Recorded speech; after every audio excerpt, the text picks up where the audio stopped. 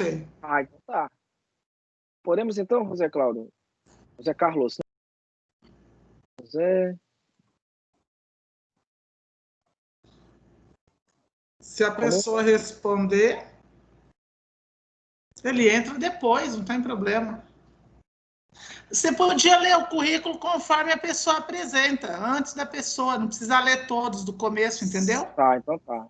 Eu acho que é melhor aí, né?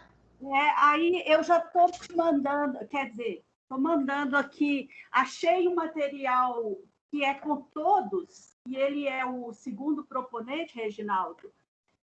Tá. E aí, se ele aparecer, você vê aí o que te ajuda, tá? Tá, manda aí para mim então. Eu vou começar então, por favor.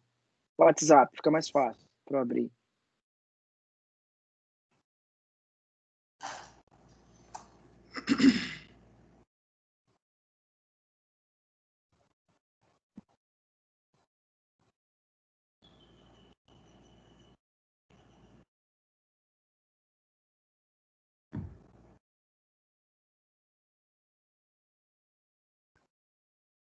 Ai, não chegou, não chegou, não chegou. Chegou? Não. Ainda não.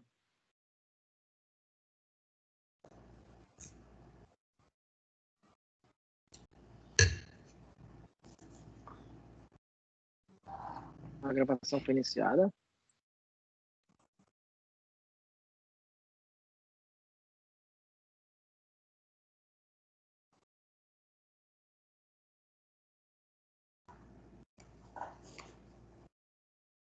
Ai, na hora que precisa, tudo Deixa. fica lento. Já está começando a gravar? Vamos começar então, Miriam. Vamos. A hora que eu conseguir aqui, depois que eu terminar, eu te mando, Reginaldo. Tudo bem. Vamos lá. Opa, peraí. Bom, boa tarde a todos os participantes dessa sala. Estamos iniciando mais uma sessão, uma mesa temática, intitulada Educação, Interdependência e Poder, Infâncias e Formação Docente. Nós temos os nossos colegas já presentes, um dos nossos duas pessoas, né, que estão previstas para essa comunicação ainda não chegaram na sala, mas nós vamos dando início, né, aos nossos trabalhos, já com 10 minutos de atraso, mas vamos tentar recuperar isso no processo aqui de organização da própria mesa. A professora Miriam Isabel Campos é professora da Universidade Federal da Grande Dourados, no Brasil. Seja muito bem-vinda, professora Miriam. Obrigada. E nós aguardamos, então, a sua apresentação durante 20 minutos e, quando estiver faltando 15 minutos, eu sinalizo para fazer o encerramento da sua fala, as suas conclusões. Então, fique à vontade e iniciar a sua apresentação. Obrigada. Boa tarde a todas e todos. Como o Reginaldo me apresentou, eu sou professora Miriam Isabel Campos, da Universidade Federal da Grande Dourados, que também se localiza no município de Dourados, estado de Mato Grosso do Sul, região centro-oeste do Brasil. Eu vou solicitar, que eu combinei com minha amiga Larissa, que está na mesa, ela vai projetar o meu trabalho, que aí a gente dá prosseguimento à minha apresentação. Reginaldo, só por um detalhe, eu já te enviei o que você me pediu, ok?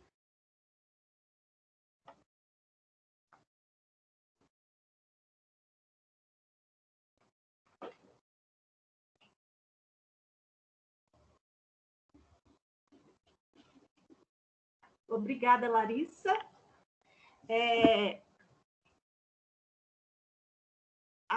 Esse trabalho, então, dessa nossa temática, que nós propusemos juntamente Brasil e Colômbia, né, pesquisadores da infância, da educação infantil, das crianças, o meu trabalho ficou intitulado Gênero e Poder na Educação das Crianças, Narrativas de Mulheres em Memoriais de Infância Autobiográficos. Como já foi dito anteriormente, para realçar, eu sou professora, doutora da Universidade Federal da Grande Dourados e faço parte do grupo de pesquisa Educação e Processo Civilizador, cuja líder é a professora Magda Sarati, e eu atualmente estou na vice-liderança desse grupo. Pode passar, por favor, Larissa. A minha proposta é apresentar para vocês discussões a partir da pesquisa desenvolvida no meu doutorado em educação, cuja defesa aconteceu em 2018.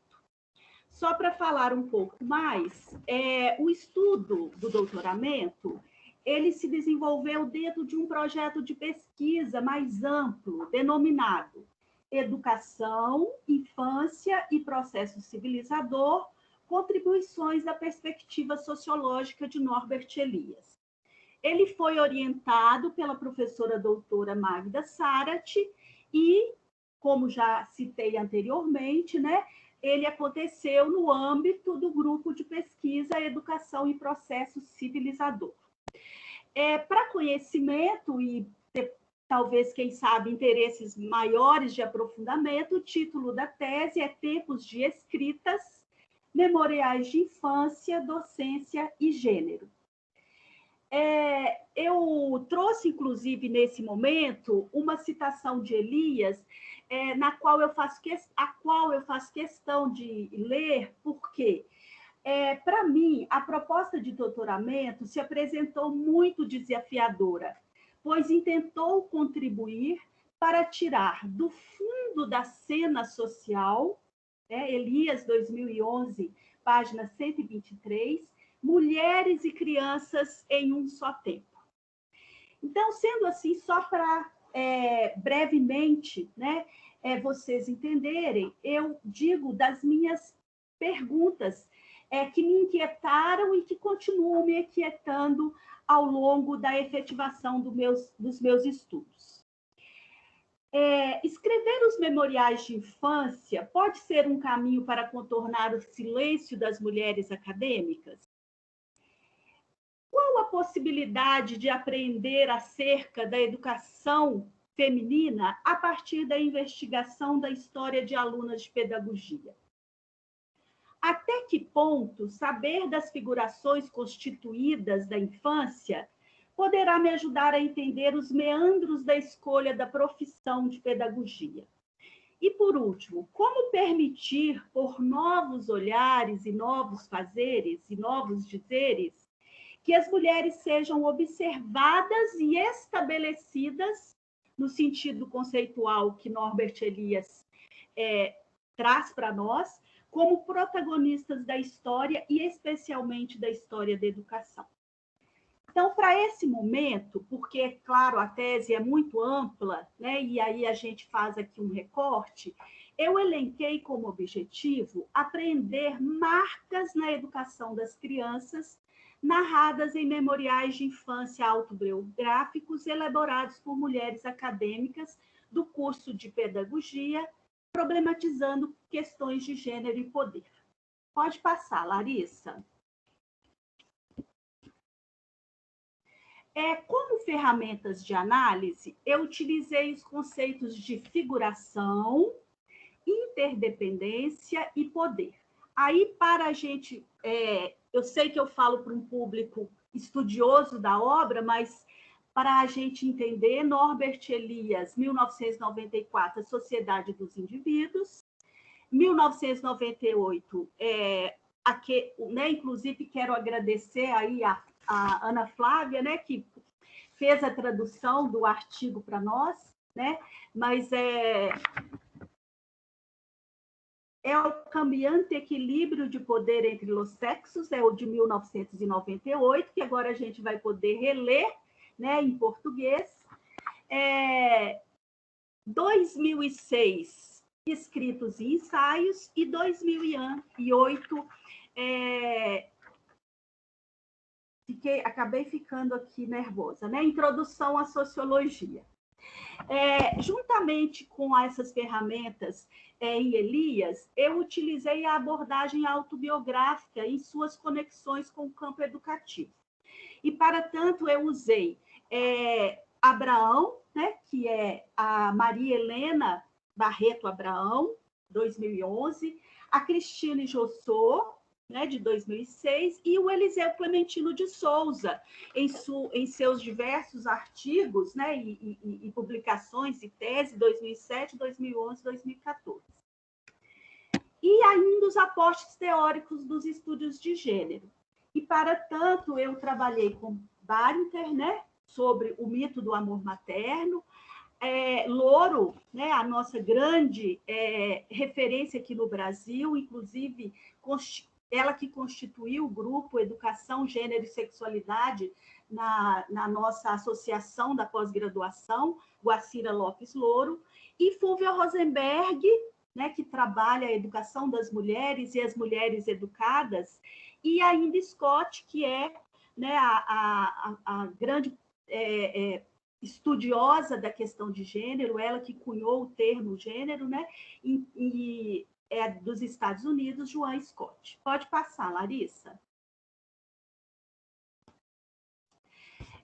O corpus documental do meu trabalho, ele foi constituído por narrativas de 20 mulheres acadêmicas nascidas nas décadas de 1980 e 90, nas cidades de Amambai, Carapó, Dourados, Fátima do Sul, Glória de Dourados e Rio Brilhante, no estado de Mato Grosso do Sul, Brasil, e estudantes do curso de Pedagogia na Faculdade de Educação da Universidade Federal da Grande Dourados, tendo elas cursado disciplinas relativas à infância e educação infantil nos anos de 2013, 2014, 2016 e 2017. E para vocês terem uma ideia, você passa, por favor, Larissa, eu trouxe um mapa, né? Porque assim, é um grande orgulho, eu não sou nascida aqui no estado do Mato Grosso do Sul, né? Mas o estado do Mato Grosso do Sul me abraçou, me acolheu, aqui eu fiz mestrado, fiz doutorado. Então, para mim é super importante trazer esse mapa, ele está na minha tese, na qual a gente pode ver no Brasil, né, a região centro-oeste, o estado do Mato Grosso do Sul, né, as cidades de nascimento das acadêmicas, as quais eu trabalhei os memoriais de infância para minha tese, e a Universidade Federal da Grande Dourados, que fica localizado no município de Dourados, Mato Grosso do Sul. Pode passar, Larissa. Cabe ressaltar, né, ainda, a gente não vai ter o adentramento desse tema aqui nesse momento, mas eu quis ressaltar que o corpus documental da minha pesquisa é parte constituinte de um arquivo pessoal de uma professora da UFGD. Durante o doutoramento, eu tive acesso aos documentos, quando os li, organizei, ou seja, eu inventariei o arquivo pessoal a mim disponibilizado para pesquisa.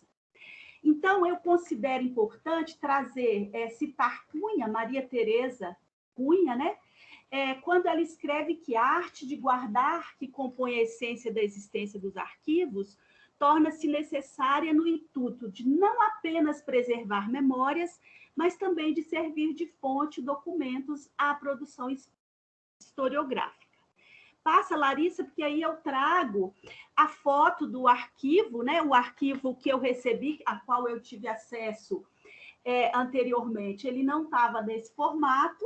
Depois de inventariado, organizado, lido todo trabalhado, eu organizei aí essas caixas que continuam, né, comigo. Ainda não as devolvi para a professora, né, proprietária do arquivo.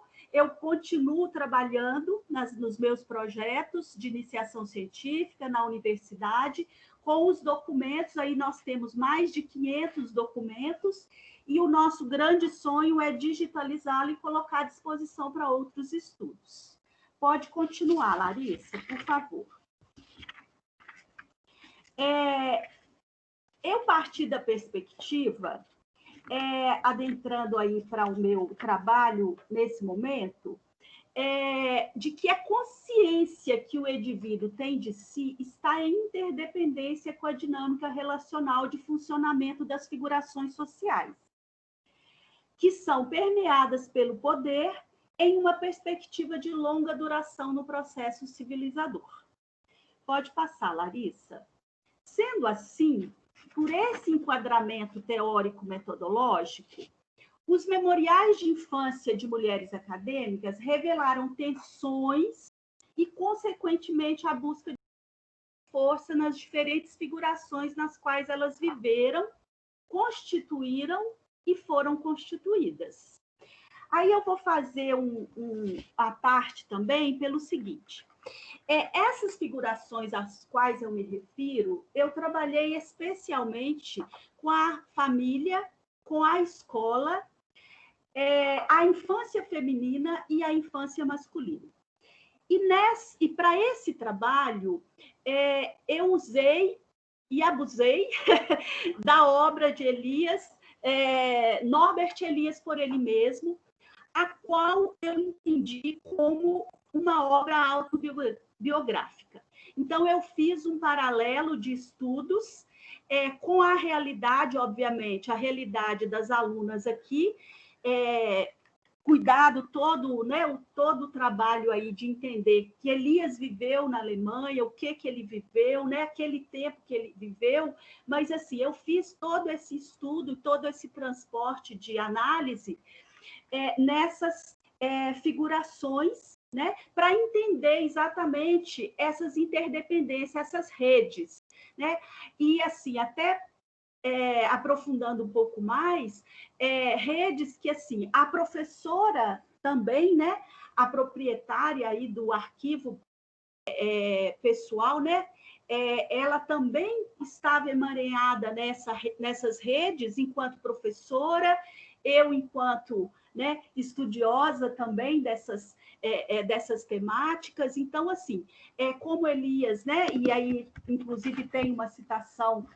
na minha tese do Cass, né, quando ele diz que, para Elias, né, desculpa, deixa eu achar aqui, né, através de suas disposições e inclinações básicas, todas as pessoas são inclinadas, né, são orientadas umas para outras e unidas umas às outras nas mais diversas maneiras.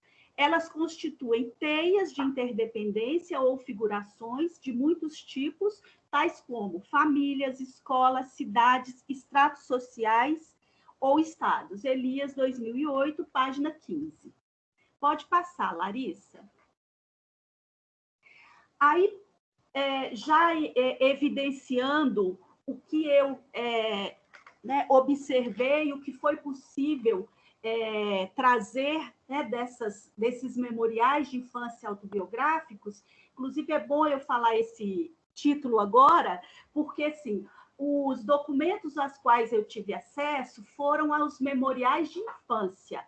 A partir dos meus estudos, a partir de todas as minhas inquietações e a partir, inclusive, dessa junção que eu fiz com a abordagem autobiográfica, eu cunhei esse termo para minha tese, que são os memoriais de infância autobiográficos, né?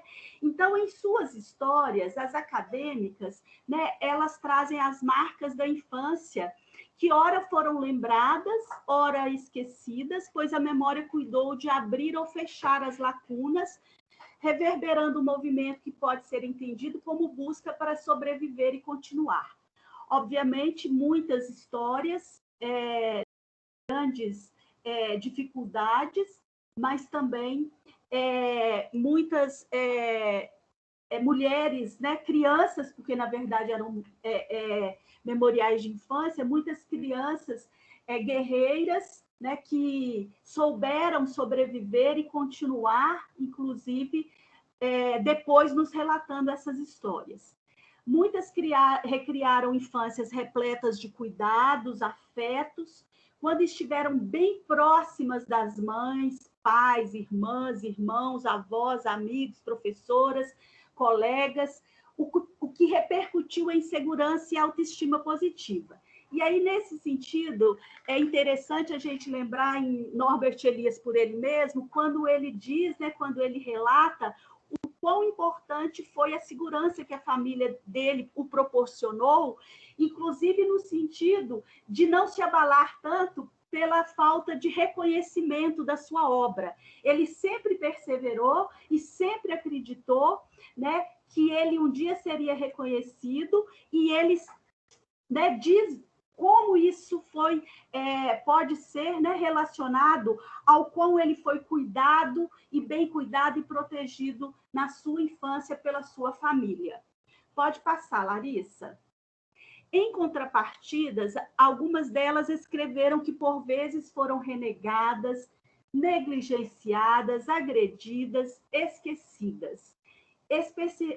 Experienciaram desigualdades de geração e gênero, indicando grande desequilíbrio de poder entre crianças, adultos e entre meninas e meninos. Aqui eu penso que vale a gente dizer da balança de poder, né, que eu trabalhei enquanto um conceito muito importante, porque Elias diz, né, nos ensina que o poder não é alguma coisa que um tem e o outro não tem, né? Não é alguma coisa que um carrega e o outro carrega. E ele nos ensinou a entender essa dinâmica dessa balança, né, desse desequilíbrio, né, desse gradiente, né, de poder que vai variando a partir nas diferentes figurações das quais a gente participa, a gente constitui e a gente é constituída.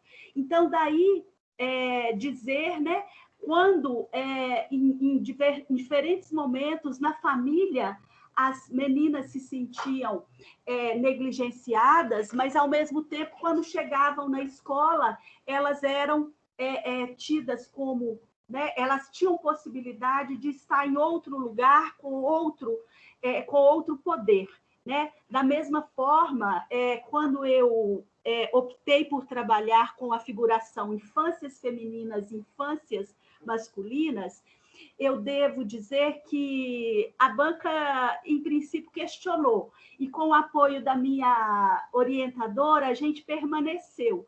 E eu quero registrar que eu entendo, sim, que as meninas constituem e são constituídas em uma figuração de infância feminina que é diferente da figuração infância masculina.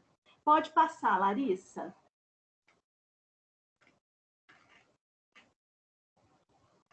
Larissa? Larissa foi atender a menina e o menino que ela tem, gente. Como conclusões, aponto que narrar histórias em memoriais de infância autobiográficos pode ter construído caminhos para contornar o silêncio das mulheres acadêmicas, bem como ter possibilitado a compreensão acerca da educação feminina e, quiçá, para pensar a docência na pedagogia, ressignificando o lugar da mulher na profissão de professora de crianças, na perspectiva de ser alguém que possa efetivamente contribuir para a mudança de gerações futuras, cuidando e educando meninas e meninos de maneira igualitária. Essas conclusões, elas são muito caras para nós. Por quê? Porque no entendimento que a gente tem, inclusive voltando à questão da autobiografia, da constituição desses memoriais, é importante dizer, e aí eu inclusive já falei que eu continuo pesquisando, por quê? A gente entende que propiciar a escrita desses memoriais, propiciar esse ressignificar a infância, propiciar esse momento, né, de que das acadêmicas contarem e recontarem, ressignificarem suas histórias, pode sim trazer para as futuras gerações, as futuras professoras, uma possibilidade de educar e cuidar. Aí eu estou efetivamente tratando, né, inclusive da nossa LDB aqui no Brasil, nossa Lei de Diretrizes e Bases, que né, que diz que na educação infantil a gente educa e cuida das crianças. Então, o que é importante? Famílias, né, e instituições de educação educarem meninas e meninos de maneira igualitária para que a gente tenha diferenças, sim, mas desigualdades, não. Quem sabe a gente pode aí mudar um pouco o rumo da história. E, para finalizar, Larissa, eu trouxe para vocês todas, você passa, por favor?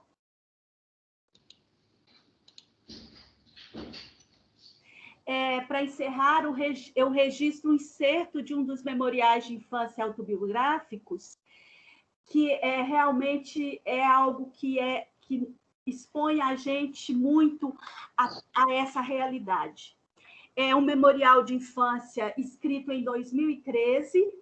S1 aí é a página, porque eu paginei todos os memoriais, eu os digitei, né? Quer dizer, memorial 13, número 1, desculpa, a página 2, e ela escreveu: minha mãe chorava muito e pedia para Deus pôr no coração do meu pai amor e paciência, afinal, ninguém tinha culpa de ter nascido uma menina.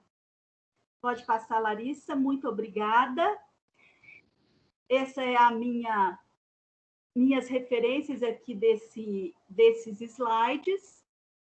Pode passar. E aí eu agradeço a atenção de todas e todos, e está aí o meu contato. Muito obrigada.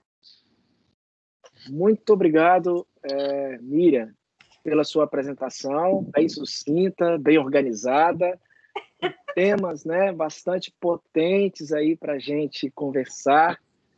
E esse excerto que você traz, né? Ele é pesado, né? E é necessário, né, colocá-lo de frente para o debate. Bom, passamos agora à apresentação da professora Larissa. Eu não sei pronunciar seu sobrenome, me ajuda, Larissa. Larissa Weiss Traimontiel. Muito bem. Professora Larissa, então, ela tem mestrado e doutorado em educação pela Universidade Federal da Grande Dourados. Ela é professora dos cursos de Ciências Sociais e Pedagogia da Universidade Federal de Mato Grosso do Sul.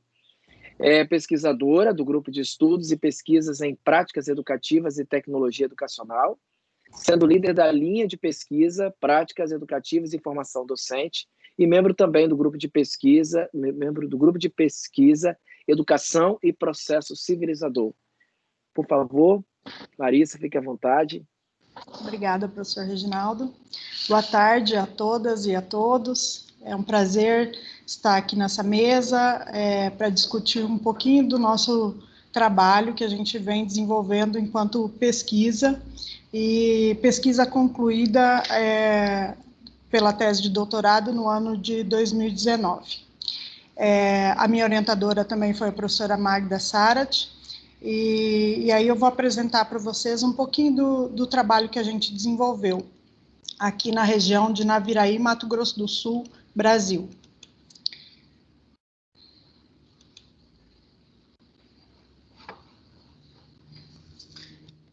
Conseguindo visualizar? Sim. Bom, para essa mesa, eu trouxe o título da pesquisa intitulado As Teias de Interdependência da Profissionalização Docente na Educação Infantil em Naviraí, de 1999 a 2005, que é um pouquinho depois do recorte temporal que eu realizei na pesquisa de doutorado. A pesquisa de doutorado começa em 95 a 2005. Como o professor Reginaldo apresentou, eu sou professora na Universidade Federal do Mato Grosso do Sul, campus de Naviraí. E a minha orientadora da tese foi a professora Magda Sarat, professora da Universidade Federal da Grande Dourados, UFGD, universidade onde eu me graduei, fiz mestrado e doutorado. E participo também como membro do grupo de pesquisa Educação e Processo Civilizador na UFGD.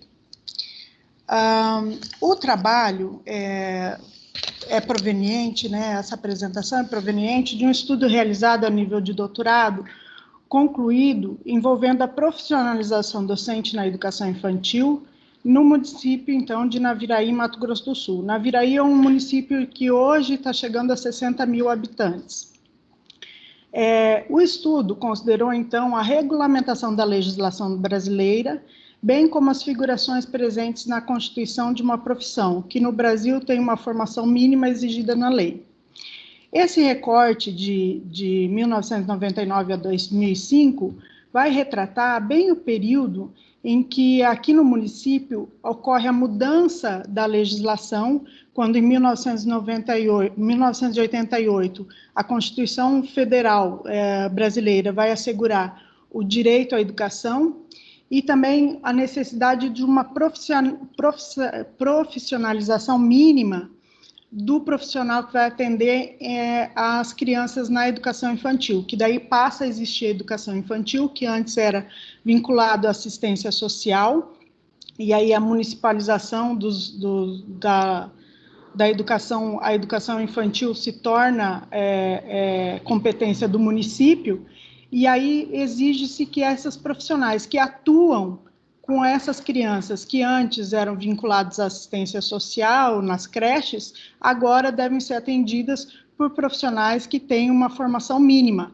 que seja o curso normal, que eu vou mostrar um pouquinho no próximo slide.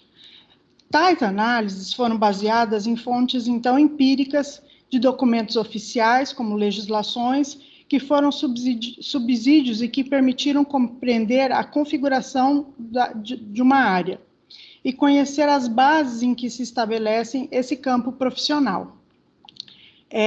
Situamos as relações entre profissionalização e educação infantil e o jogo de poder nesse contexto. Aqui em Naviraí, isso não aconteceu em todo o Brasil, mas aqui em Naviraí aconteceu uma situação diversa do que em outros lugares do Brasil em relação a essa profissionalização. Então, a gente entendeu que estava surgindo um novo profissional que requeria uma formação mínima, exigida por lei, e que os profissionais que já atuavam aqui no município já eram concursados. Então, eles eram denominados monitores de creche e eram concursados. Diante disso, a gerência de educação, que aqui é chamada, não é Secretaria de Educação, mas a gerência de educação do município, teve que pensar como que ela agiria com esses profissionais que eram concursados, monitores de creche, e como é que eles iam atender a legislação que dizia que esse profissional teria que ter formação em magistério, sendo que os monitores que estavam exercendo essa prática docente não tinham formação mínima. Eles tinham no primeiro grau ou segundo grau, tá? Então, no Brasil, o direito à educação foi assegurado pela Constituição Federal em 88, através do artigo 205, que intitula a educação como direito de todos e dever do Estado e da família.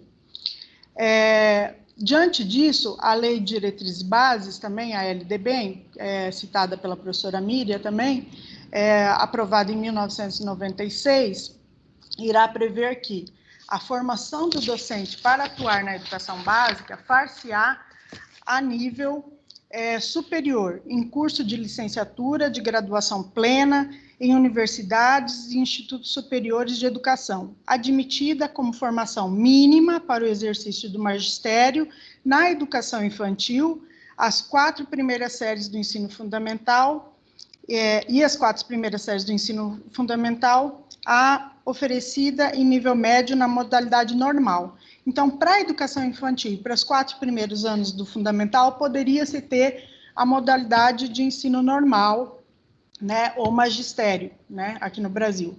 Mas que a legislação, nesse momento, encaminha a necessidade de uma formação em nível superior. O que acontece no interior do Brasil, então, e aqui em Naviraí? Que esses profissionais que já estavam em serviço não atendiam a demanda da legislação. Então, a legislação prevê um tempo para adequação disso nos municípios, cerca de 8 anos. O que não vai acontecer aqui, em Naviraí, que nesses 8 anos esses profissionais não vão receber nenhum tipo de formação que vai levar elas a continuar nesse cargo exercido como professores de creche. Sendo assim, a trajetória e reconhecimento da educação básica e valorização da carreira docente do educador da infância, apresentado a partir da sociologia dos processos, por meio das teias de interdependência e as figurações nos jogos de poder apresentado por Norbert Elias, em seu texto Estudos sobre a Gênese da Profissão Naval, do livro Escritos e Ensaios, Estado, Processo, Opinião Pública, foi o material teórico que nos fez refletir sobre essas teias de interdependência entre professoras que eram consideradas monitoras de creche sem formação e professoras já com a titulação mínima, né, que é o do magistério. Por quê? Porque essas duas profissionais vão atuar ao mesmo tempo na creche que tinha aqui na Viraí, que era conhecida a creche Mamãe Zezé. Por um período de tempo, vai haver um trabalho em conjunto, nos mesmos horários, nos mesmos períodos desses dois tipos de profissionais.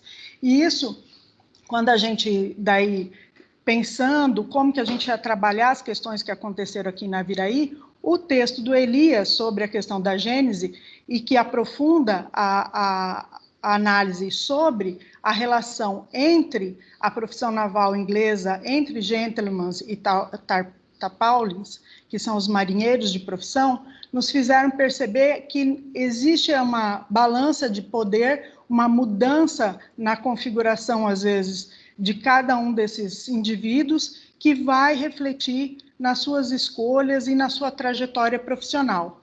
E isso é muito, o Elias vai esclarecer que é muito comum num processo de formação de uma profissão, né? Quando uma profissão está surgindo, essas inseguranças, essas incertezas. E foi o que a gente percebeu aqui no processo de constituição da profissionalização de docente da educação infantil. Metodologicamente, então, utilizamos entrevistas com profissionais que atuaram na educação das crianças entre 99 e 2005, denominadas, então, monitoras de creche. Nós ouvimos 5 monitoras, né, entrevistamos 5 monitoras de creches e 3 uma gestora do período em que a secretaria ainda correspondia à assistência social, a creche ainda era vinculada à assistência social, outra gestora do período, então, que depois é transferida a creche para a educação, então uma gerente de educação do município da época, e depois uma gerente de educação do município que ficou 20 e poucos anos na gestão municipal, então que sabia muito também da trajetória de como a educação infantil foi se estabelecendo aqui. O atendimento, então, que era antes vinculado à assistência social, passou para a educação do município, tá? E com isso as monitoras de creche foram, então, vinculadas ainda, por um período ainda recebiam seus salários pela assistência social, depois a gerência de educação começou a responder por esses profissionais. Considerando, então, que a gênese da profissão do professor de educação infantil estava se constituindo diante de um processo de profissionalização com disputas de poder nas teias de interdependência entre 2 grupos distintos, que eram as monitoras de creche e as professoras que foram concursadas para assumir o cargo de, então, tituladas professoras de educação infantil, né? Refletiam o equilíbrio na balança do poder, que uma hora pendia para um lado e hora pendia para o outro, no processo de ajustamento. Então, o que aconteceu nessa relação entre essas profissionais? Quando a professora chega, a professora de educação infantil chega, assume o concurso e vem trabalhar junto com as monitoras na creche Mamãe Zezé, as monitoras detinham todo o conhecimento de como trabalhar com os pequenos. Então, elas já sabiam como fazer, já tinham tudo organizado, entendiam muito bem da prática, né, dessas relações que se estabelecem no cotidiano de um atendimento de instituição de educação infantil. Então, elas sabiam muito bem, elas sabiam dar o banho, a alimentação, sabiam fazer atividades pedagógicas, mesmo que isso não era ainda o foco, né, nesse momento. Então, elas já tinham a forma, a maneira, muito do que acontecia também com os marinheiros na obra do Elias, quando ele retrata que o grupo de marinheiros sabia operacionalizar a navegação e o barco. Então, eles sabiam como fazer aquilo acontecer, diferente do outro profissional, que era o profissional da corte, né, que é o gentleman, que não tinha esse conhecimento específico. E é o que acontece com as professoras formadas, né, no nível de magistério, que chegam com bastante, no primeiro momento, um conhecimento mais teórico e que ainda não dominam o conhecimento prático. E isso vai gerar um conflito, porque daí o que vai acontecer? As monitoras, por um momento, elas ficam na relação de poder, né? Elas estão à frente da relação de poder porque elas dominam muito mais esse conhecimento. Só que isso vai se alterando com o passar do tempo, quando a gerência, as gestoras começam a dizer, não, mas as professoras que são as responsáveis pela turma. E quando os pais e a família, já está terminando, Reginaldo? Quando os pais e a família também vão dizer que aquelas profissionais formadas, que são as que deveriam estar representando, né, que são as mais importantes naquele processo. E essa coisa começa a se alterar, então, esse jogo de poder. Então, como aponta Norbert Elias, antes da luta de poder, procura-se analisar o conhecimento das estruturas e tramas das relações sociais, uma vez que não conseguimos imaginar um eu, sem um tu, sem um ele, ou uma ela sem nós, vós e eles. Precisa-se pensar em um nós, respeitando as individualidades e reorganizando a percepção do pensamento de todas as pessoas interdependentemente em uma sociedade e o tipo de poder que exercem umas sobre as outras. Assim, a educação infantil, como direito à educação, vem legitimar a necessidade de um profissional qualificado, e os profissionais tiveram que colocar à prova os seus sonhos e as suas crenças, que constituíram as teias de interdependência de suas relações profissionais e pessoais. Na trama das figurações do jogo de poder, vem mostrar a força que um grupo exerce sobre o outro. Este pode ou não chegar a um equilíbrio, ou se alterar ao longo do processo de regulação e os conflitos e tensões presentes nas correlações de forças. Consideramos que a legislação caracterizou um profissional pela aquisição dos conhecimentos de origem acadêmica, diferente da atuação do profissional leigo, que havia até então, a partir do domínio de princípios teóricos básicos e aplicados, garantindo a formação pedagógica. Então, o que prevaleceu nesse jogo de poder foi a formação acadêmica dos profissionais que já eram formados. Diante disso, tal regulamentação definiu que os profissionais que atuavam com as crianças de forma leiga deveriam buscar a formação mínima exigida em um prazo de 10 anos da aprovação da lei. Contudo, essa não foi uma realidade possível para as monitoras aqui de Naviraí. Isso não foi proposto em nenhum momento pelos gestores, que os professores realizassem essa formação durante o processo. No plano, então, de cargos e carreiras aprovados pelo município, as monitoras foram enquadradas numa nova categoria profissional, como assistentes administrativas. Então, elas saíram do espaço da sala e foram atuar como bibliotecárias, secretárias das escolas, não mais como professoras. Isso, algumas correram atrás e foram fazer formações e se tornaram depois professoras. Hoje, algumas são coordenadoras de centros de educação infantil, mas outras não, continuaram com a mesma função de assistente e na pesquisa de doutorado elas demonstraram um grande ressentimento ainda com relação a isso, né? Porque diminuiu a função dela, a carreira deixou de ser a de professor e ainda uma diminuição de salário também e de prestígio. Nesse quadro, identificamos uma ambiguidade entre a tradição e a técnica nas relações profissionais, entre o conhecimento e a prática realizada de forma empírica e instigativa. Prevaleceu o lugar da técnica, credenciada legalmente por um diploma do curso de magistério ou superior. Consideramos, então, que a alteração da legislação contribuiu para estabelecer relações de interdependência entre os indivíduos e marcou a trajetória profissional por conquistas e perdas. Isso, obrigada, agradeço. Obrigado, Larissa, pela sua apresentação. Professora Magna, gostaria de acrescentar alguma coisa, alguma questão? Você abriu sua câmera. Microfone. O áudio. Obrigada. Boa tarde a todas e todos. Na verdade, a proposta dessa mesa, né, uma mesa para discutir temas de educação infantil, temas de civilidade, temas de formação também.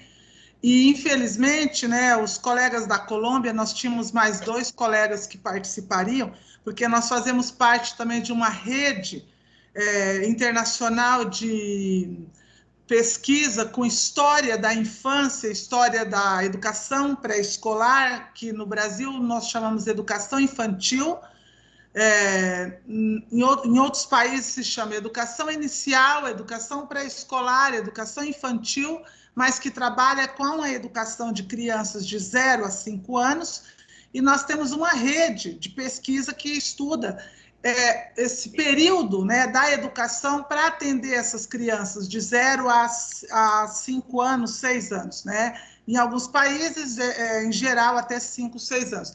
E a proposta da mesa era para pensar esses temas. E nós fizemos a proposição no Brasil e os colegas, 2 colegas da Colômbia que estariam presentes na mesa e, infelizmente, essa semana aconteceram problemas, inclusive por conta dessa situação de pandemia, foram problemas de saúde, né, no contexto que as pessoas tiveram situações que não puderam estar conosco, o que prejudicou um pouco a questão da mesa, mas eu penso que os temas dialogam com interesses de que as pessoas também estão no Brasil discutindo, e nós ficamos muito felizes que o professor Reginaldo está coordenando essa mesa, porque a gente também tem um diálogo nessa direção da formação, né, e de temas como o tema que a Larissa traz, que é um tema da formação de professoras na área de educação infantil, também que dialoga com o tema da professora Miriam, que foram 2 teses que eu orientei, e com as questões de gênero também, que as questões de gênero estão imbricadas na formação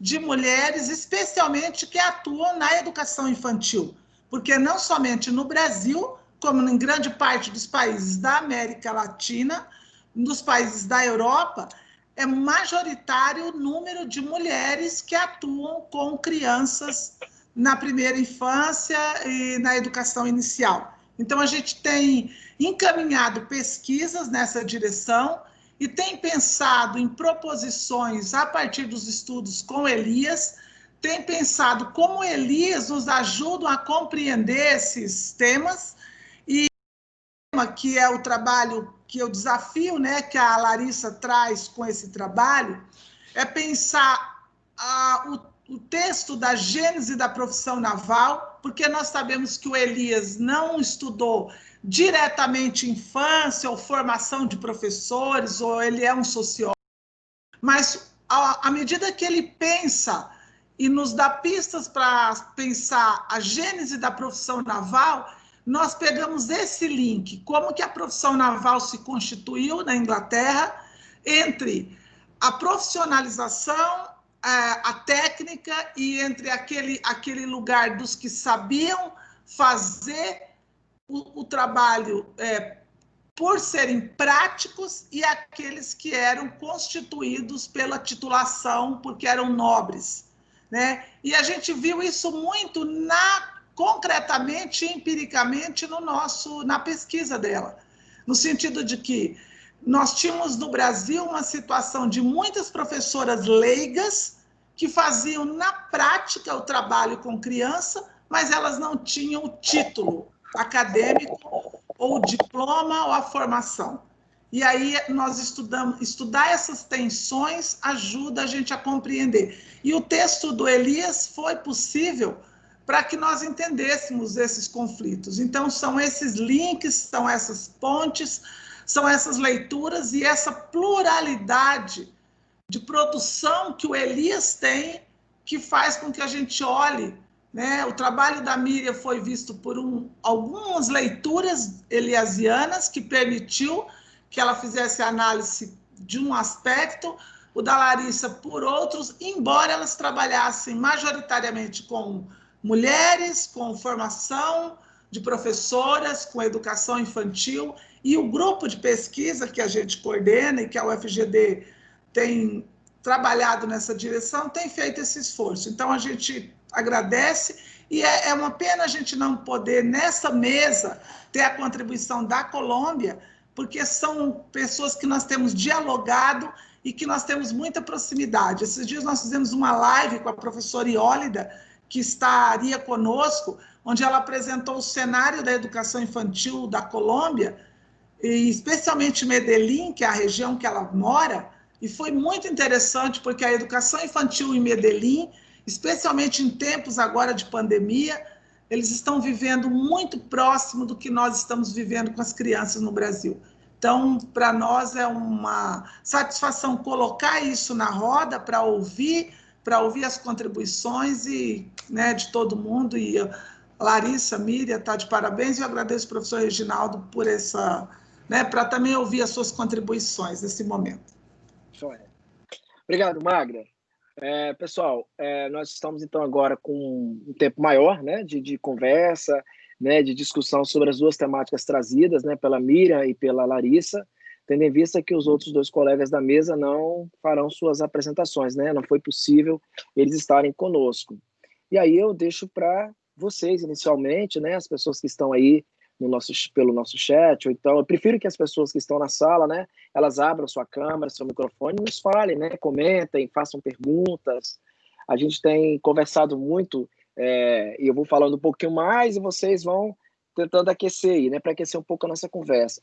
Nosso grupo tem conversado muito, inclusive a partir da Louro, né, fala o nome, é Louro, mas esqueci, Guacira Lopes Louro. Isso. A partir da discussão, Miriam, que ela faz, a gente trouxe, né, um debate numa roda de conversa aqui na Universidade Federal do Espírito Santo, no curso de graduação, e uma frase, né, uma citação dela me parece recorrente, eu não li a obra dela, mas da professora que estava apresentando e conduzindo a discussão, ela usa a expressão, né, a ignorância de saber, né, a ignorância de saber sobre o outro, né, sobre a existência do outro, os modos de existir, né. Eu queria motivar essa conversa nessa tarde, nesse sentido, né, da nossa ignorância de saber, né? E da nossa possibilidade de aprender quando nós somos ignorantes do saber, né? Quando a gente sabe demais, a gente não aprende muita coisa, né? Mas quando a gente é ignorante do saber, a gente está aberto a pensar, né? A futucar questões, a buscar elementos e pressupostos que nos ajudem a pensar sobre os temas, né, da infância e sobre a formação de professores para a infância. Ninguém ainda se inscreveu. Alguém gostaria de fazer alguma pergunta? Eu tenho uma questão que eu gostaria de começar para a gente conversar. Eu fiquei muito curioso com relação ao trabalho da Miriam, mas mais para dar um tempo, né, Miriam? Acho que para você falar também um pouco, contar para nós. Tem doutorandos aqui, tem mestrandos aqui, né? Temos nós, eu, Magda, e tem, acho que o professor Tony estava por aí, e tem outros professores, né, de programa de pós-graduação.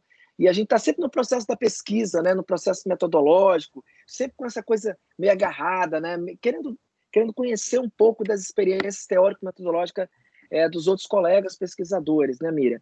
Eu queria que você comentasse um pouco mais sobre a busca que você fez dos dados, dos arquivos, né, essa aventura de buscar os dados e, na verdade, a descoberta desses arquivos, né, como é que ela se deu, detalhasse um pouco mais essa trajetória, essa busca, essa dinâmica aí da coleta de dados com esses arquivos que parece que caíram do céu, né, para sua pesquisa e para o desenvolvimento da sua tese. E depois tem mais alguns comentários aqui sobre a questão da né, a própria produção, né, Miriam, a infância da menina, a infância dos... Eu gostei dessa colocação sua. a infância masculina, a infância dos meninos, a infância das meninas, como infâncias diferentes, né? E talvez com suporte em Elias, a gente pudesse até pensar, quem sabe, né, na produção dessas diferenças, né? Porque elas não são diferenças em si, elas são uma produção cultural, social, histórica, né? Legitima o lugar da menina, condiciona e estabelece um lugar para os meninos, né? Numa relação de mais poder, menos poder, no equilíbrio de poderes, né? Nessas próprias infâncias, nesse próprio fluxo todo, né? Acho que uma coisa que o Elias estimula muito a gente a pensar é mais o que aonde estão os polos, analisar o polo, né? Se pudéssemos fazer isso, né? Estabelecidos e outsider, discutir, tentar pensar questões assim, o que conecta as pessoas que as tornam estabelecidas e outsiders. No momento estabelecidos, no outro momento outsiders, né? No momento por dentro, aí o diálogo também com o trabalho que a Larissa trouxe, né? No momento você tem uma profissão que se constrói, que se legitima por ensino superior, né? Então te dá uma condição, mas você tem os sujeitos que transitam nesses espaços sem ter essa formação de ensino superior, né? É isso que legitima sermos os de cá os melhores e os de lá os piores, né? E também ainda acontece o processo da evitação social, né? Que é uma marca, né, distintiva e bem, como fala, bem recorrente, bem evidente, né, da relação estabelecida dos outsiders, né? A evitação social, o afastamento da discussão sobre as questões do conhecimento, que difunde isso tudo, né? Infância, meninos e meninas, né? A infância dos meninos, a infância das meninas, a formação de professores, difunde isso tudo, está muito baseado na questão do conhecimento, né? Me parece que o Elias avança bem em relação a isso, né? Porque estou fechando já meu comentário. É que eu fico olhando para vocês aqui na tela, eu fico tão à vontade, parece que eu estou em casa. Então, eu vou falando, mas o Gildas, ele não entra no meu aqui, acabei falando o nome dele, mas uma das reuniões ele falou assim, Reginaldo, mas não tem aquela história do Elias que o conhecimento é um. Ele é interdisciplinar, mas ele é um. Quem separou foi a gente. Né? A partir da era moderna, nós separamos o negócio. O que o Elias tenta fazer é falar assim, para com esse negócio de separar, junta tudo e começa a pensar as conexões. Se quando a gente ficar pensando em conhecimento dicotomizado, ou separado, ou segmentado, a gente não avança nunca, né, na discussão sobre formação de professores, por exemplo, né? O que é mais importante na formação de professores? Aí fica pensando tanto de coisa, mas quem segmentou esse negócio todo fomos nós mesmos, né? Então, um pouco isso para vocês comentarem aí sobre a questão metodológica, Miri, e depois, Larissa, fica à vontade para fazer aí os acréscimos, né, de detalhes, de questões sobre a profissão naval também. Foi bastante interessante. Parabéns pelas apresentações. Pode falar, Miri, à vontade, e a gente vai olhando aqui no chat se tem alguma pergunta, né, alguma questão específica.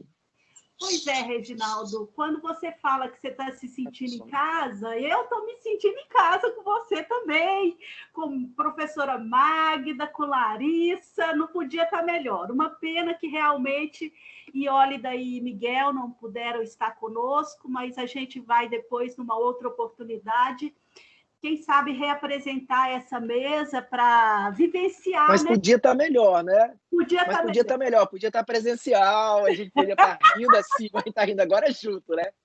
Exatamente. Tá joia, vai, pode falar. Não é por nada não, Reginaldo, mas eu tinha certeza que alguém perguntaria. Então, eu já abri a minha tese aqui no meu gráfico. Por quê? E aí, assim, foi ótimo a professora Magda ter, né? Claro, ela deveria falar, afinal de contas, nossa orientadora, ela conhece o nosso trabalho, né? E assim, quando eu fiz o mestrado trabalhando gênero e sexualidade, quando usei a história oral, e fiz entrevistas com professoras da educação infantil sobre como suas vivências em gênero e sexualidade na infância, né?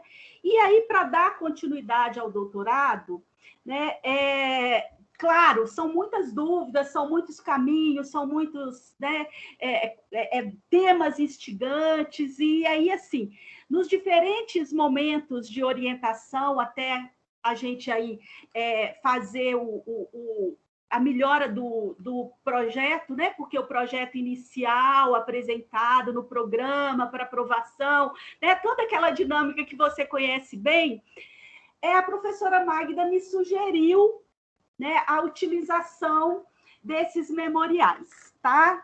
E aí, assim,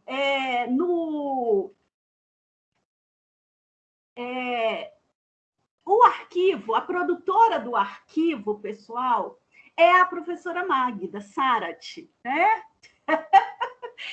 Eu tive acesso ao arquivo, parte do arquivo pessoal, né, dessa professora, que, na verdade, como uma estudiosa da educação infantil e da infância, né, nós que conhecemos aí a trajetória de mestrado e doutorado da professora Magda, nós sabemos que toda a trajetória dela foi na história da infância, né, constituindo aí todo esse arcabouço, né, de conhecimento que ela tem e traduz aí, né, nas suas orientações né, com a gente.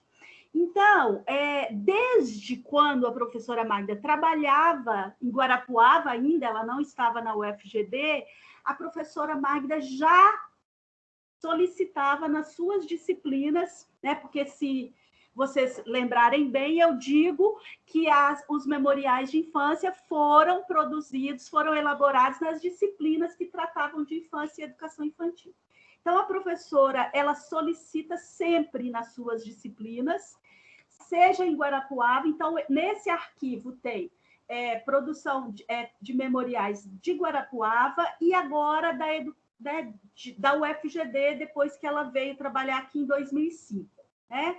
Então, eu tenho esse arquivo, eu tive acesso, né, a parte desse arquivo, que, obviamente, como professora, e eu da história, e ama história, formada em história, ela tem muito mais arquivo, muito mais documento, com certeza outras pessoas, né, vão trabalhar em outros documentos que ela, com certeza, tem, né, e outros trabalhos aí que ela realizou, mas, assim, o que me foi passado são 556 documentos nessa parte desse arquivo, que são dos memoriais, tá? E aí, ela tem trabalho nesse arquivo, né, nesses 556, tem memoriais de Guarapuava, como eu disse, e de Dourados tem, tanto na graduação quanto na pós-graduação, quando ela ministra a disciplina de História da Infância, né? E aí, adentrando um pouco mais nessa questão do curso, da formação e até da realidade de infância feminina e infância masculina, por isso que eu falei do gráfico, nesses 556 documentos, 541 são memoriais elaborados por meninas e 15 por meninos. Né? Isso dá um gráfico de 97,3% do gênero feminino e 2,7% do gênero masculino. No curso de pedagogia, claro, como eu disse, dos documentos que eu trabalhei, né? E, claro, quando a gente vai para a qualificação, né, e apresenta, na época eu apresentei que eu ia trabalhar com 40 memoriais, 12 cidades de nascimento, e a banca falou, não vai dar tempo, né? E aí eu trabalhei com 20 memoriais, 6 cidades, né, de nascimento no Mato Grosso do Sul, e fui ver, então, esses relatos dessas infâncias de meninas. E aí vale, Reginaldo, a gente acrescentar esse curso eminentemente feminino, e que, assim, a gente, inclusive, vem aprofundando as discussões e as pesquisas, inclusive, importantíssimo quando você fala, não é esse polo contra esse polo, né? Porque, assim, essa interseção, porque aí a gente está falando em meninas de diferentes infâncias também, né? Infâncias negras, infâncias pobres, infâncias indígenas, né? Infâncias de todas as perspectivas, tanto é que, quando eu li, né?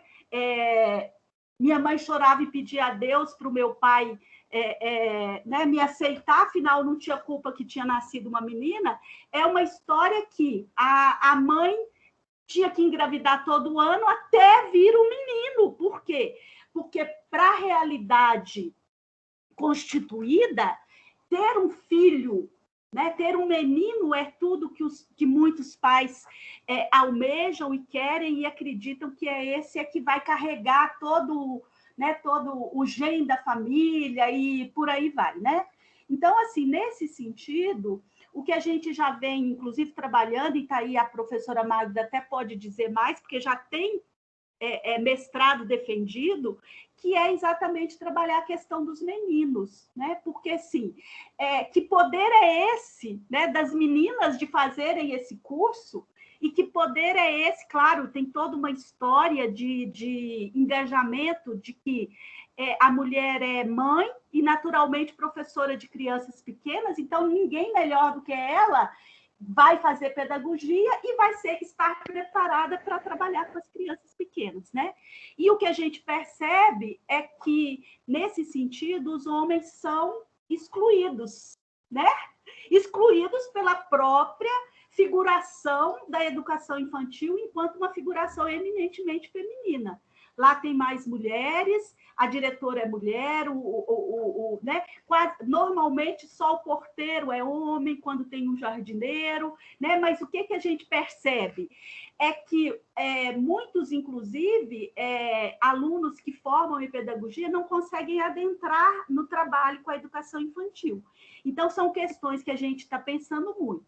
E só para terminar, por dar, né, aí ouvir a voz da Magda e da Larissa também sobre a questão, eu ministro disciplina de Psicologia do Desenvolvimento e da Aprendizagem nas diferentes licenciaturas, né?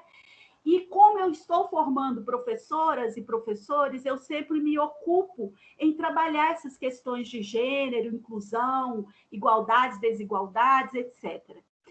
E eu já trabalhei na química, na matemática, na física, né? E o que a gente, inclusive, tem escutado, Reginaldo e ouvintes, é que os meninos se sentem muito despreparados para a vida, né? E, às vezes, inclusive, dizem o seguinte, por exemplo, professora, eu vim morar em Dourados sozinho e aí eu não sabia viver sozinho, porque eu sempre fui dependente da minha mãe, dependente da minha irmã, dependente, às vezes, de uma pessoa que trabalhava na minha casa, só que agora eu moro sozinho aqui. Então, assim, qual que é a educação e o cuidado que as famílias estão passando, né? E aí repassando e trabalhando com meninas e meninos e constituindo, né,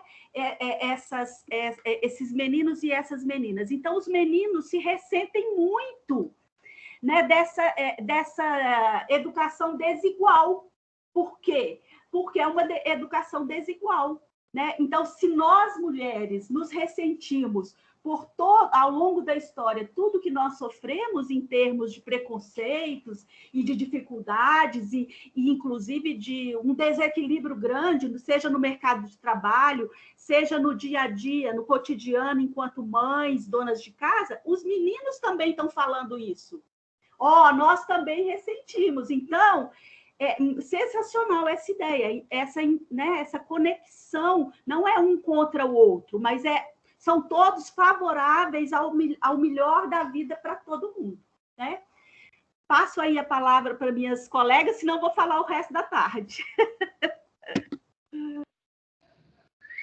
Quer falar, Magda? Falo eu. Nós já temos perguntas no chat também, tá? Temos 2 perguntas, então você pode comentar, Larissa, e depois a gente vai para o chat. Tá. Então, eu vou tentar já responder você e a... É para comentar, tá? Não é para responder, não. Obrigado pelo elogio aí, pela pesquisa, obrigada. Vou tentar responder aos 2. Então, e tentar responder um pouquinho do que a Mariana está perguntando já para a Miriam. Quando eu perguntei para as professoras, eram 5 mulheres, as monitoras de creche, o que levou elas a tentar o processo de seleção do edital do concurso, elas relataram que era porque dizia lá que era para cuidar de criança. Então, qual que é a profissão que você está habilitada? Quem que é o profissional, a pessoa que está habilitada a assumir o cuidado com a criança é a mulher. Então, por isso que elas logo já... não, eu não sabia que era para ser professora ou dizia no edital, cuidar de criança, cuidados com criança. Pronto, então elas já estavam qualificadas para esse emprego, né? E aí eu vou puxar um pouquinho do Elias, que o Elias vai dizer o seguinte, com relação à questão dessa mudança de um lado para o outro, de uma figuração para outra, né? Que são características desse surgimento dessa profissão, de um estágio inicial no surgimento de uma nova profissão. Eram sintomáticos de uma luta de poderes, resultado crescente de interdependência mútua de dois grupos sociais, anteriormente independentes. Então, Elias vai mostrar assim, olha, esses grupos eles não tinham relação antes, né? E, de repente, eles vão ter que conviver juntos. E isso fica muito claro lá na gênese da profissão naval, que esse conflito começa a se dar, na verdade, o Elias fala, começa já antes deles embarcar, né? Porque já havia uma rixazinha do lugar de cada um entre os dois envolvidos, né? Para quem conhece o texto. E aí, lá aqui na nossa realidade na Viraí, também não vai ser diferente, porque até então, enquanto cada um estava no seu posto, estava tudo certo. A hora que elas têm que conviver juntas e dividir o mesmo as funções de trabalho, é aí que começam a aparecer os conflitos, né? Só que, no entanto, e aí eu vou tentar responder um pouco o que o André está me perguntando, ninguém tinha muita noção do que estava acontecendo, né? Ninguém ainda sabia qual que era o seu padrão de comportamento, né? Ninguém sabia, a monitora não sabia até onde ela podia ir, a professora também não, a gestora também não sabia como organizar aquilo, tá? Era tudo muito novo. E acho que aí entra a questão do processo cego. Elas estavam envolvidas naquele processo e ainda não tinham muita ciência de que era o papel de cada um ou a função que cada um deveria realizar, né? Então, a legislação vem e determina, né, como sempre no Brasil, vem de cima para baixo, e aí incorpora aquela mudança no contexto de uma instituição aqui, e que elas estão se adequando, mas ninguém sabe ainda muito bem para que vai, né? Então, ele vai dizer que o Elias vai dizer, um papel que lhes foi reservado por um destino que eles próprios não escolheram, né? Essas mudanças vão ocorrendo, elas foram perguntadas várias vezes pela gestora o que ia acontecer, até que um dia a gestora olha para elas e fala, olha, não dá mais para vocês ficarem dentro da sala, vocês vão ter que sair. Então, elas são pegas de surpresa. E eu acho que, em alguma medida, eu digo que elas só conseguiram refletir sobre o acontecido, acho que quando eu levanto as questões de questionamento na tese, né? Porque até então elas foram tão envolvidas naquele processo que elas ainda não tinham percebido o que tinha acontecido, né? E aí o Elias, eu anotei que ele também faz usa um conceito que chama de desfuncionalização, né? Que ele vai dizer que é quando a demanda por especialistas que eram e as atividades manuais já não serviam mais. Então, quando essas profissionais saem desse contexto, é uma desfuncionalização. Bom, então você não serve mais para isso, você vai lá para a biblioteca, vai lá para a secretaria e é lá agora que é teu lugar, tá? Acho que é isso, não sei se eu consegui responder.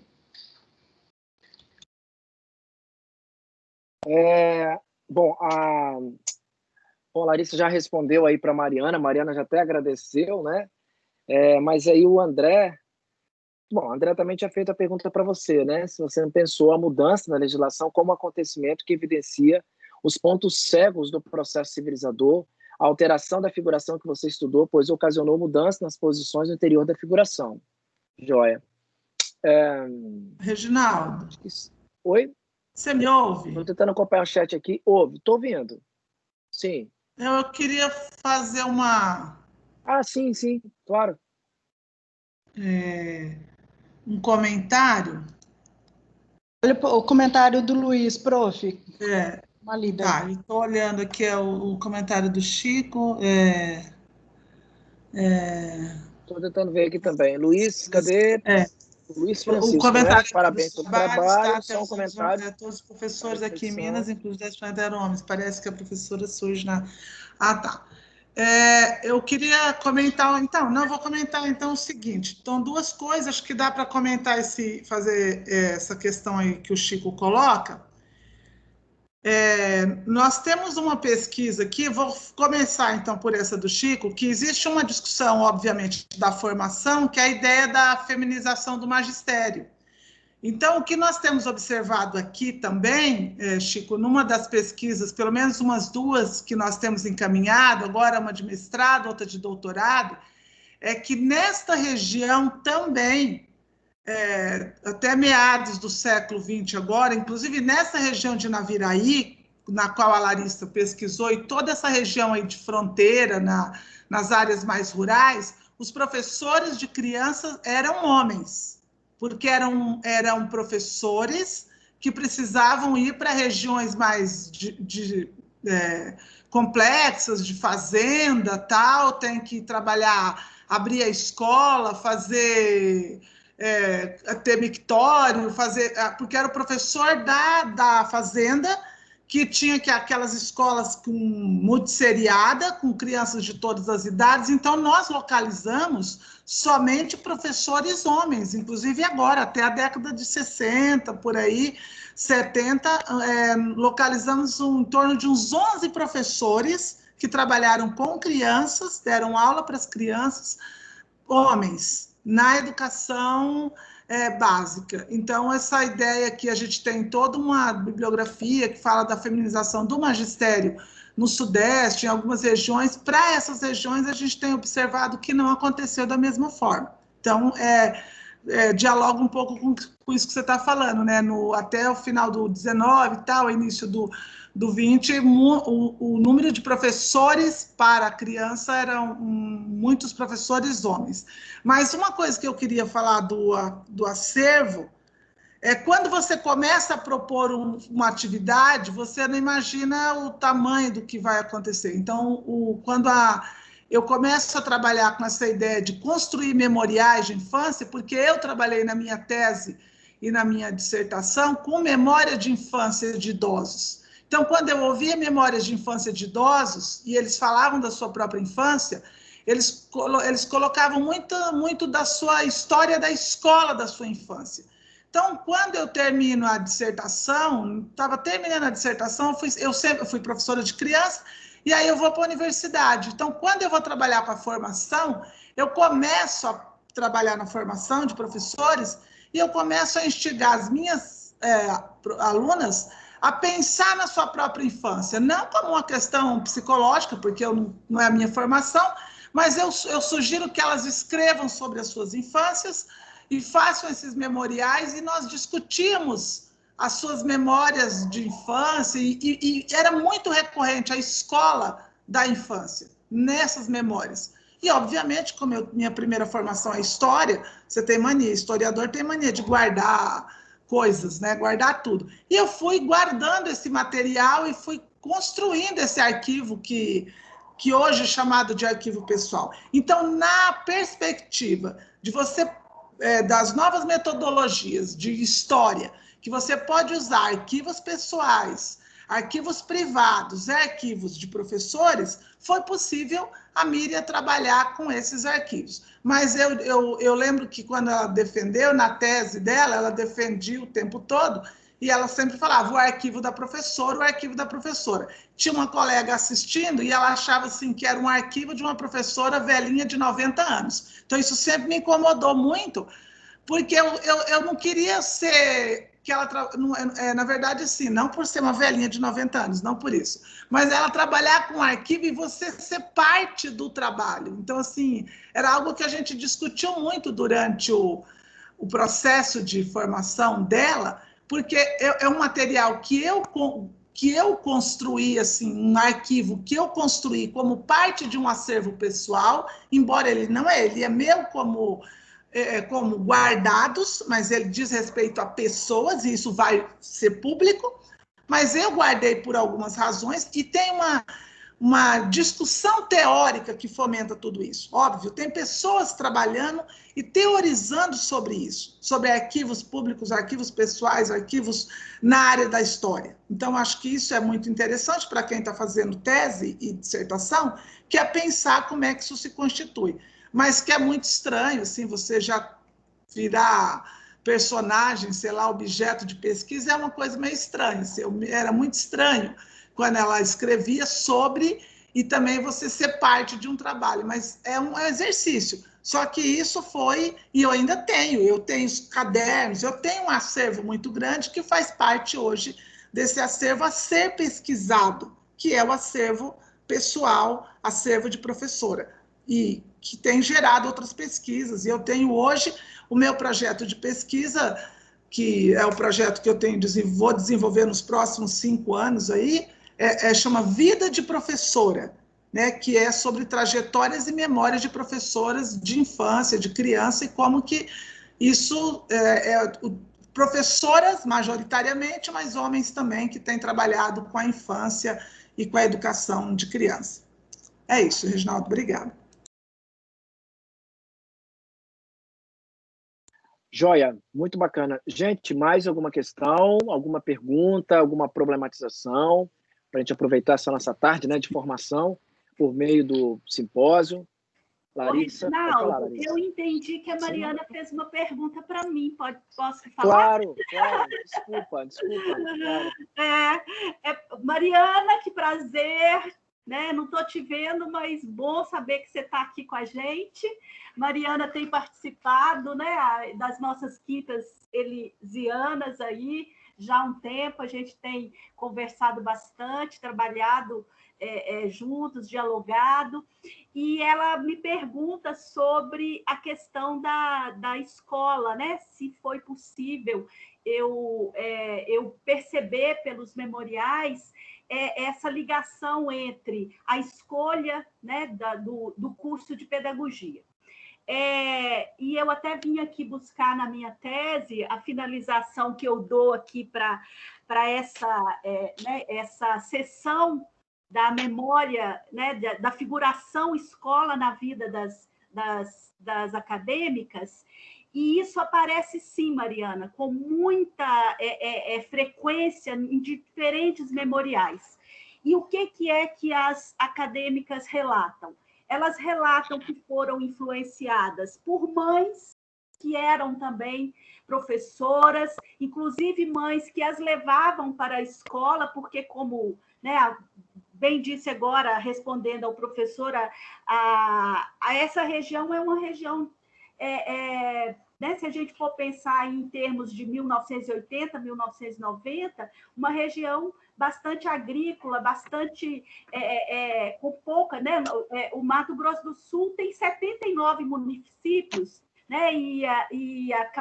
Aqui em Dourados a gente tem 200 mil habitantes. Larissa comentou na Viraí. Então, quer dizer, é uma região muito rural ainda, né? E muitas dessas mães eram professoras e levavam as crianças pequenas, né, para junto delas nas salas de aula, né? Então, muitas delas relatam, né, que tinham, sim, né, o exemplo das mães, das tias, né? E aí, assim, são várias histórias e Mariana tem a tese, né, Mariana, que ela me pediu, então você pode ir lá, ler e tudo, mas, assim, só para dizer, também com relação ao que algumas disseram sobre o modelo da professora, né?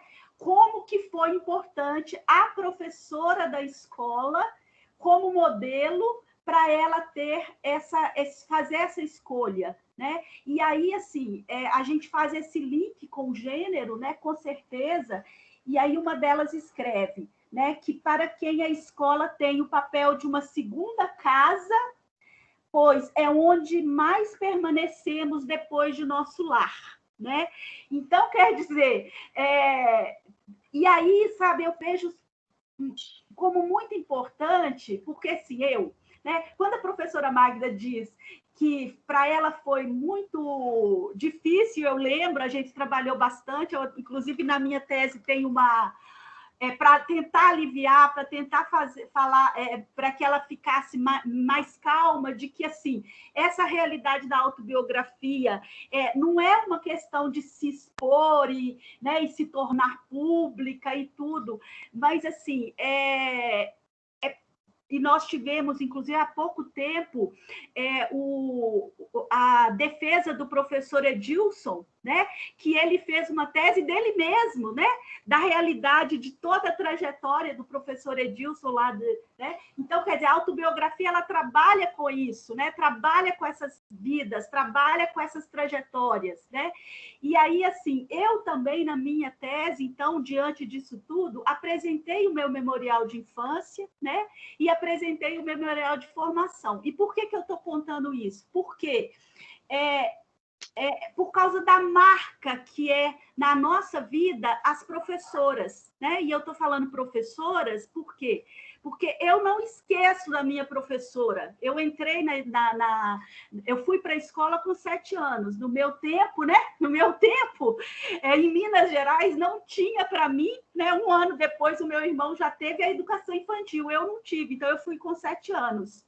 Né? Então, eu até me emociono de dizer que, assim, a minha professora, minha primeira professora, que foi minha professora no 1º, no 2º e no 3º ano, né, a dona Isabel, né, ela marcou a minha vida, e eu vejo como as mulheres, né, professoras marcam a vida, né, todos os professores marcam a vida de seus alunos de uma forma ou de outra, seja para o bem, seja por não tão bem, né? Então, inclusive, eu levei a minha tese para a minha professora lá na minha cidade, em 2018, depois que eu defendi, eu levei. E foi grande a emoção, ela falou que ela nunca pensou isso, né? De que uma pessoa levaria, né? E aí, para mostrar para ela, inclusive as fotos, tem fotos dela aqui na minha formatura, né? E o tão importante que é isso. Então, essa questão de gênero perpassa, Mariana. Eu não vou te falar que eu vi um link direto, né? Mas, assim, é como a professora Magda disse, em todos os memoriais, as acadêmicas fazem questão de relatar todas as vivências da escola, sejam de exclusão, sejam de inclusão, sejam de alegria, sejam de tristezas, e é nesse sentido que eu queria deixar aí registrado. Obrigado, Miriam. Bom, gente, aí, agora mais alguma questão, né? Algumas pessoas, alguém, né, gostaria de comentar, trazer mais alguma questão para essa tarde de formação nossa aqui, importante, potente. Eu queria reiterar, né, o trabalho, a importância do trabalho de vocês, né, no campo da educação infantil, da infância, né, de crianças pequenas. E eu acho que tem uma coisa que a gente tem aprendido aqui nos nossos estudos, né, nas leituras, aquele termo que o Elias usa, né, sobre relações recíprocas funcionais, né? Talvez isso ajude a gente ir amadurecendo um pouco, né? Talvez alguma contribuição para isso, né? Para a gente pensar.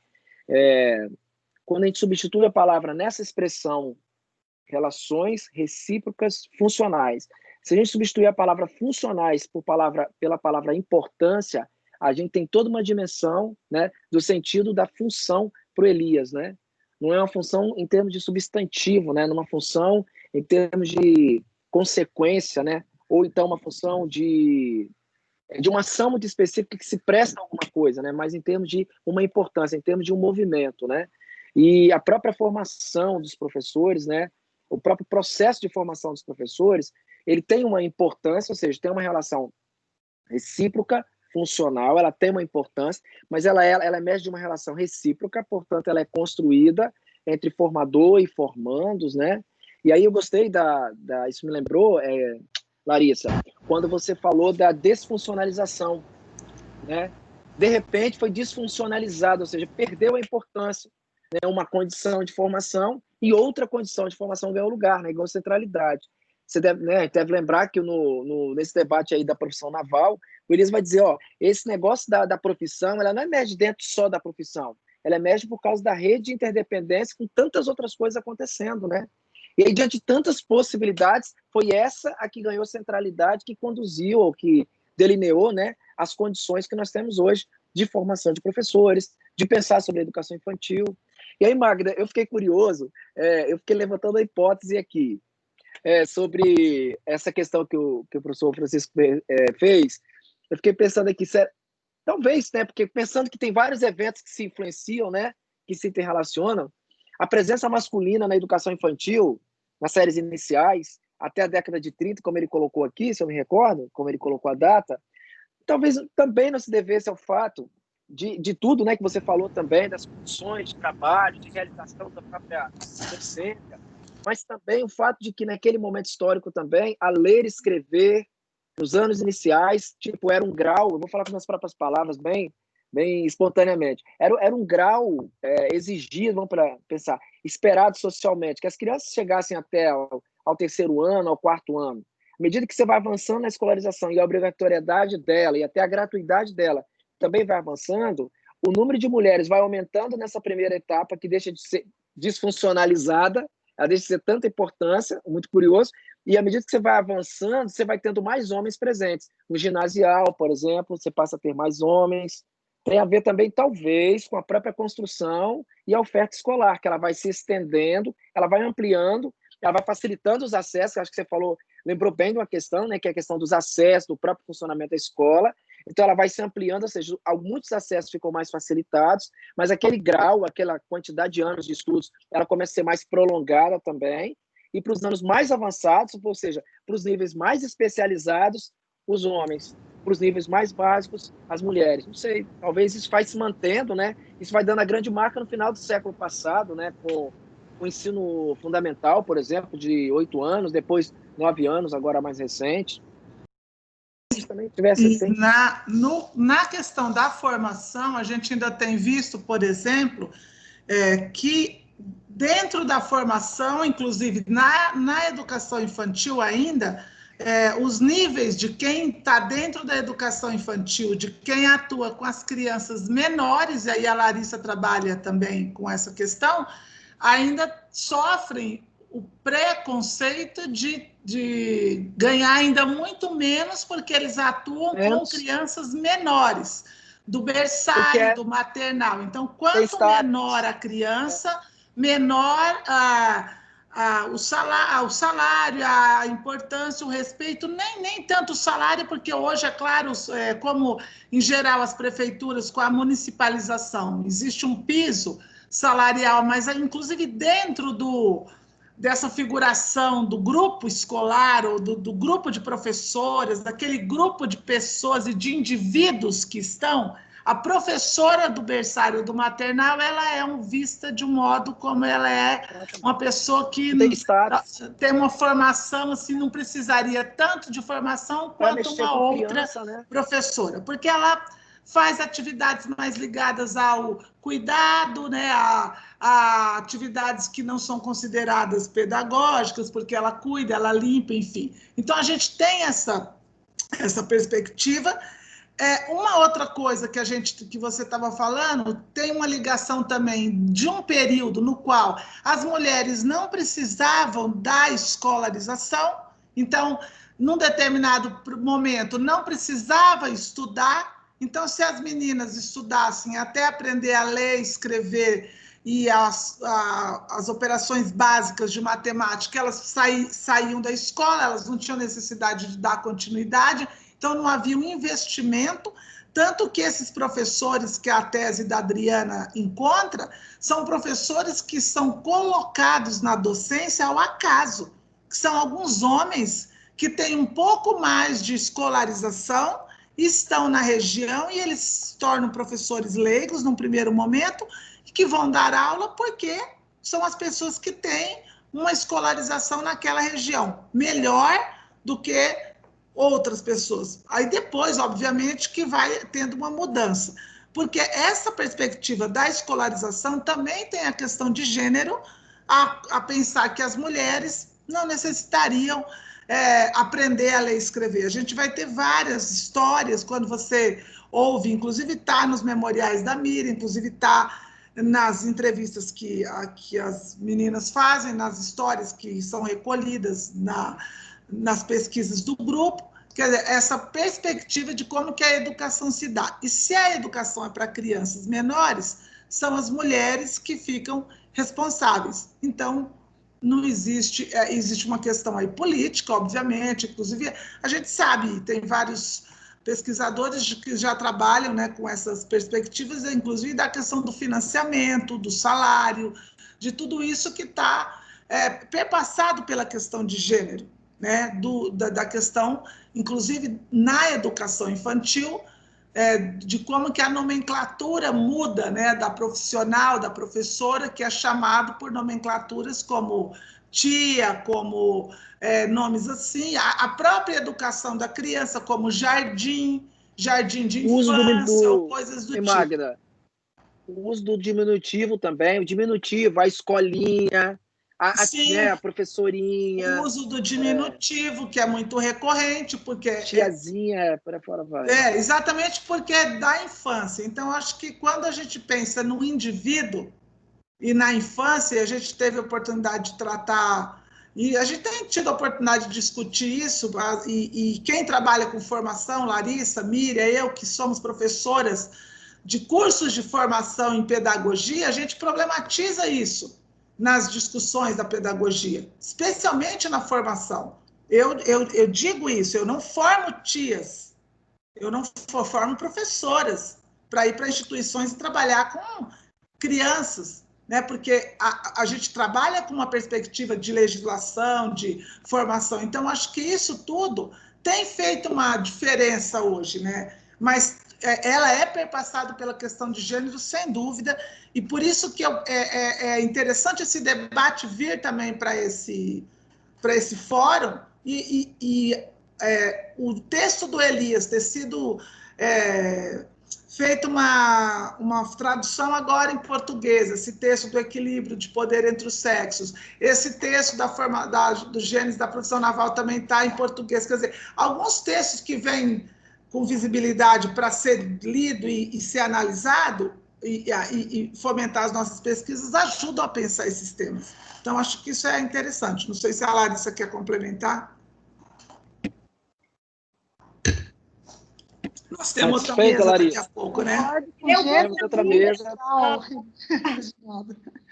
Eu gostaria, assim, eu ia dizer exatamente aí nesse viés que a professora Magda falou, né? Porque, assim, a gente pensar que o estudo nem era acessível para as mulheres, né? E, assim, eu e a professora Magda escrevemos um artigo, né, que está aí, inclusive, submetido, espero que seja aprovado e publicado, né, porque a gente vai aprofundando aí as nossas escritas, e né, a partir dos estudos.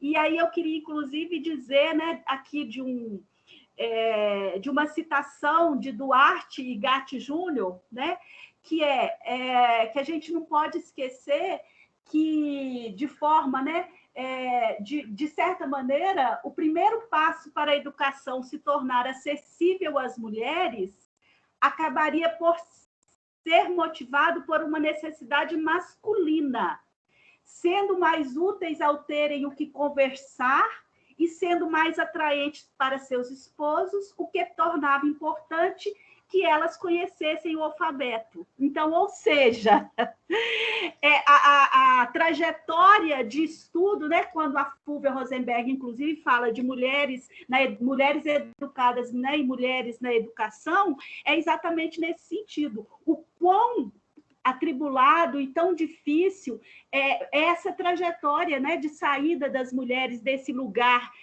de até atender aos homens, né, primeiro de não ter a educação, né, de não ter direito à educação formal, depois ter direito a essa educação, mas sendo essa educação já, né, focada para o atendimento aí da questão do casamento, né, ser atrativa para os homens, e, em certo sentido, inclusive a gente escreve aqui nesse artigo, as mulheres aproveitaram dessa saída, porque, assim, existia, sim, uma armadilha nessa questão de vão fazer vão estudar, vão fazer o magistério, né, porque são essenciais, né? São essencialmente mães, essencialmente professoras de crianças pequenas, só que as mulheres aproveitaram, né, de toda essa saída aí e estão alçando outros voos, né? Estão saindo. Então, é isso que a gente